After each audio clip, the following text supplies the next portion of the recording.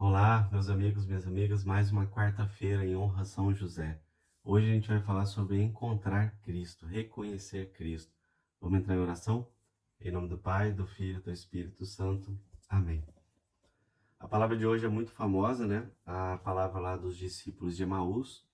Vou ler aqui para vocês, está lá em São Lucas, no capítulo 24, do versículo 13 ao 35. Eis que dois deles viajavam nesse mesmo dia para um povoado chamado Emaús, a 60 estádios de Jerusalém, e conversavam sobre todos esses acontecimentos. Ora, enquanto conversavam e discutiam entre si, o próprio Jesus aproximou-se e pôs-se a caminhar com eles. Seus olhos, porém, estavam impedidos de reconhecê-lo. Ele lhes disse: Que palavras são essas que trocais enquanto ides caminhando? E eles pararam com um rosto sombrio. Um deles, chamado Cleofas, lhe perguntou: Tu és o único forasteiro em Jerusalém que ignora os fatos que nela aconteceram nestes dias? Quais? Disse-lhes ele. Responderam: O que aconteceu a Jesus, o Nazareno, que foi profeta poderoso em obras e em palavras, diante de Deus e diante de todo o povo, como nossos sumos sacerdotes e nossos chefes o entregaram para ser condenado à morte e o crucificaram.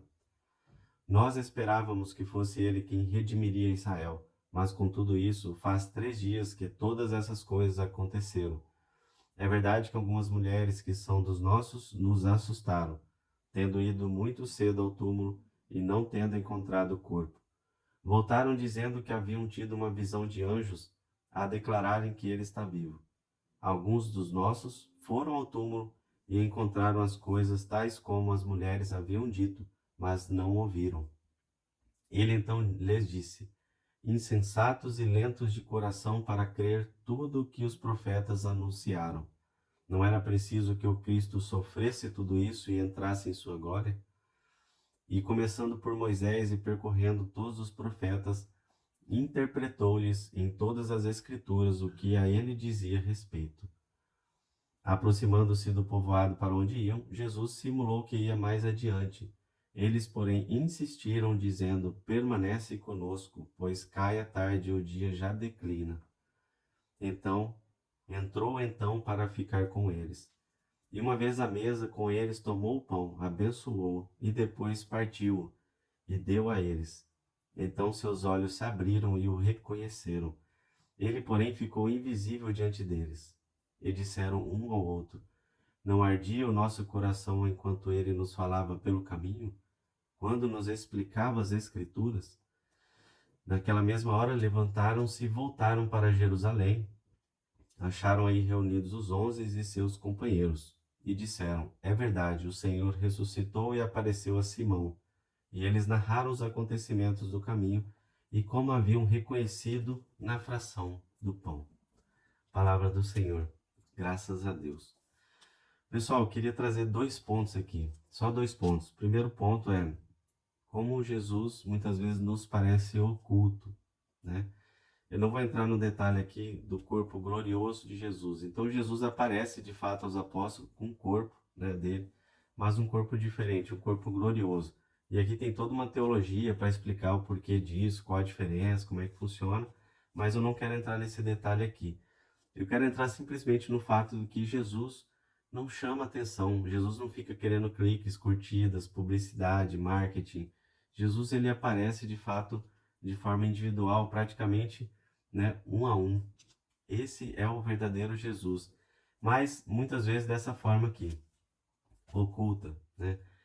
Para a gente meditar até em relação à Sagrada Família, Jesus viveu, pessoal, 30 anos antes da sua vida pública.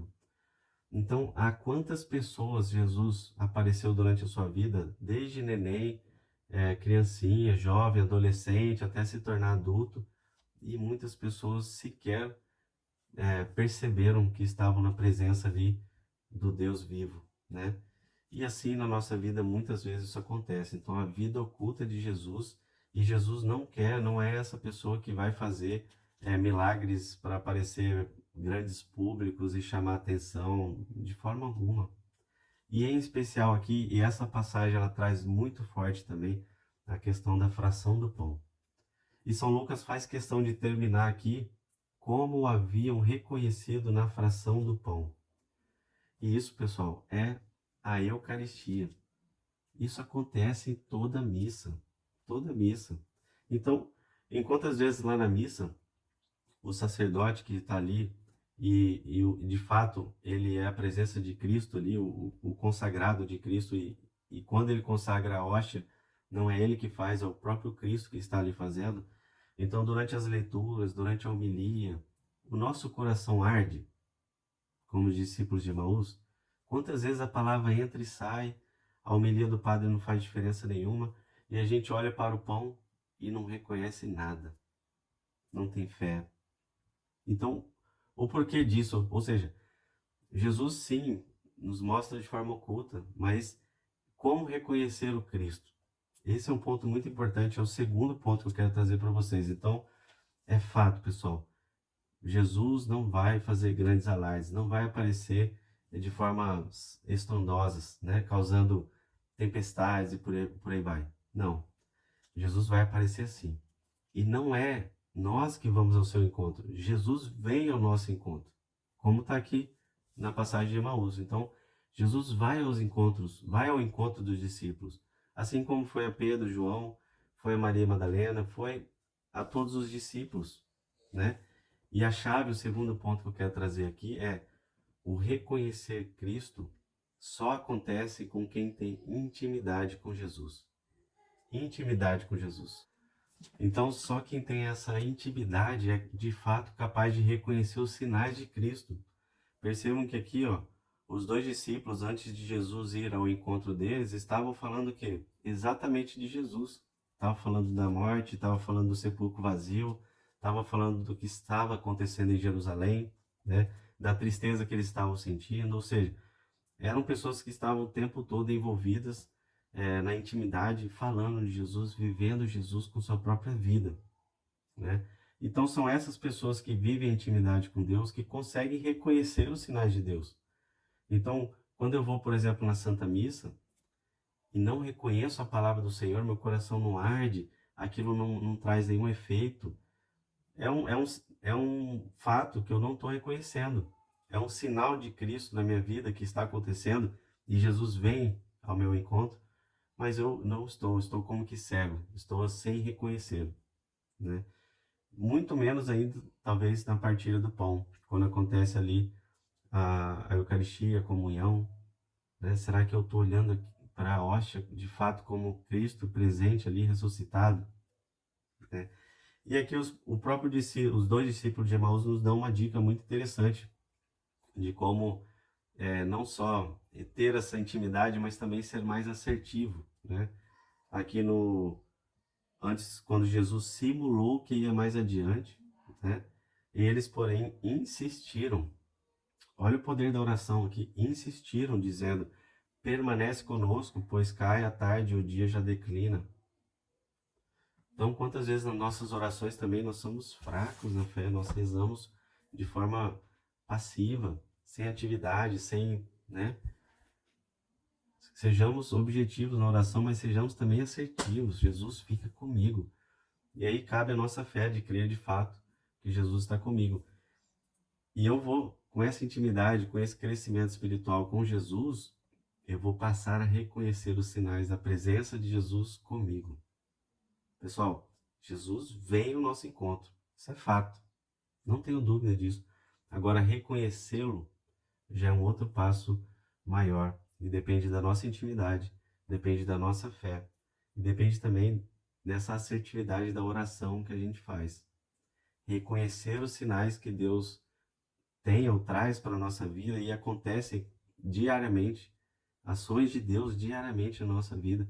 E muitas vezes nós não reconhecemos, como na vida oculta em Nazaré. Quantas vezes Jesus, Maria e José estiveram entre os povos, entre pessoas no templo, e são pouquíssimas ou raras vezes que pessoas reconheceram Jesus. A gente tem a apresentação no templo, a gente tem ali no templo com Simeão e Ana, né? A visita de Nossa Senhora à sua prima Isabel, e aí acontece também ali um reconhecimento. A gente vê Jesus no templo aos 12 anos, com os fariseus ali, os sacerdotes, né? se cheio de, digamos assim, contemplando a sabedoria daquela criança de 12 anos, né? Então, são poucos, são raros os momentos que a gente vê na Bíblia, de fato, que as pessoas reconhecem em Jesus algo a mais, algo além, um sinal, né? Mas isso, muitas vezes, por não ter simplesmente intimidade com Deus. Amém? Vamos fazer nossa oração aqui diária com São José. São José sendo mestre da vida interior, grande intimidade com Cristo. Vamos pedir a São José que nos ajude a ter essa intimidade com Jesus. Ato diário de consagração a São José. Ó meu Pai, meu guardião, eu me ofereço todo a vós e em prova da minha devoção vos consagro neste dia os meus olhos, meus ouvidos, minha boca, meu coração e todo o meu ser sem reservas.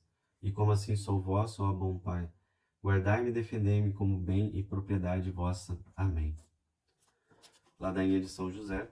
Senhor, tende piedade de nós. Jesus Cristo, tende piedade de nós. Senhor, tende piedade de nós. Jesus Cristo, ouvi-nos. Jesus Cristo, atendei-nos. Deus Pai dos céus, tende piedade de nós. Deus Filho, Redentor do mundo, tende piedade de nós. Deus Espírito Santo, tende piedade de nós. Santíssima Trindade, que sois um só Deus, tende piedade de nós.